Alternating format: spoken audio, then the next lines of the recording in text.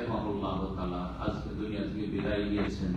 ফজরের কিছুক্ষণ আগে রাত 3টার দিকে তিনি আল্লাহর ডাকে সাড়া দিয়েছেন। দোয়া করি রব্বুল আলামিনের কাছে আল্লাহ রাব্বুল তার গুনাহ খাতা যেন মাফ করেন, তার মর্যাদা উঁচা করেন, তাকে জান্নাতুল ফিরদৌস দান করেন। আল্লাহ রাব্বুল আলামিন তাকে উচ্চ স্থান দান করেন। সর্বোচ্চ স্থান চাওয়া না যায়, কিন্তু উচ্চ স্থান চাওয়া যায়। কারণ অনেকে এই ক্ষেত্রে ভুল করে থাকে। অমুককে আল্লাহ যেন সর্বোচ্চ স্থান দেয়, এই দোয়া বাড়াবাড়ি, কিন্তু উচ্চ স্থান দান করেন, জান্নাতুল ফিরদৌস দান করেন। আল্লাহ রাব্বুল আলামিন তার কবরকে নূর দিয়ে ভরপুর করে দেন।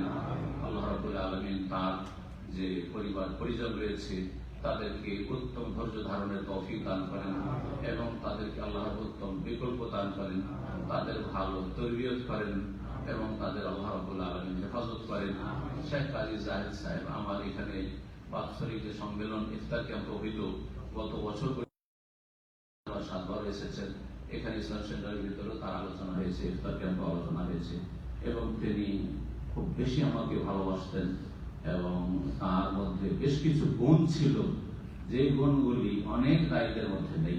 তার মধ্যে একটি হচ্ছে যে উদার মানুষ ছিলেন এবং তার মধ্যে কোনো দলন্ধতা ছিল না এবং তার মধ্যে কোনো হিংসা বলে কিছু ছিল না, যে আমার চেয়ে কেউ এগিয়ে যাচ্ছে বা কিছু, যেমন অনেক আলেমের মধ্যে রয়েছে যে এই রোগগুলি, অন্তরের যে ব্যাধিগুলি, এগুলি ছিল না।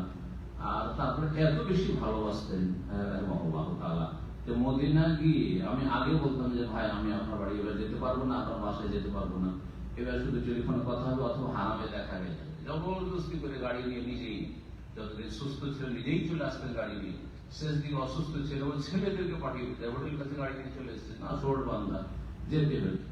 এই গত যে সফরটিও ছিল মদিনায়, তাতেও তিনি এমন নাচকে ধরলেন যে শেষে যেতেই হলো। আর তার বাসা থেকে এরাম বেঁধেছিলেন যে এখান থেকে আমি মক্কা চলে যাব, তো সেখান থেকে এরাম বেঁধে আর তারপরে মিকাত তার বাড়ির কাছে, তার যে বাসাটি একবারে মিকাত তার কাছাকাছি, তার বাড়ি থেকে আমি এরাম করে আর তারপরে মিকাতের কাছে গিয়ে গাড়িটা একটু স্লো করে সেখান থেকে নিয়োগ করে ওমরায় গিয়েছিলাম।